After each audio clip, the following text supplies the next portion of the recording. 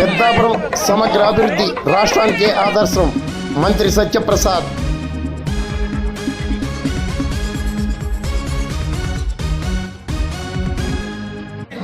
Peddapuram MLA Nimmakayala Chinarajappa ఆధ్వర్యంలో చేపట్టిన సమగ్ర అభివృద్ధి రాష్ట్రానికి ఆదర్శమని రాష్ట్ర మంత్రి అనగాని సత్యప్రసాద్ అన్నారు. కాకినాడ జిల్లా సామర్లకోటలో మంగళవారం నూతనంగా నిర్మించిన రెవెన్యూ కార్యాలయాన్ని మంత్రి సత్యప్రసాద్, మంత్రి గొట్టిపాటి రవి సంయుక్తంగా ప్రారంభించారు.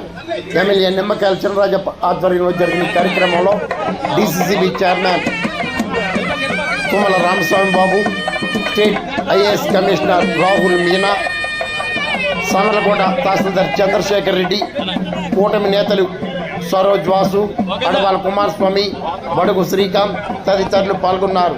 కోలాహలంగా ప్రారంభోత్సవ వేడుకలు జరిగాయి.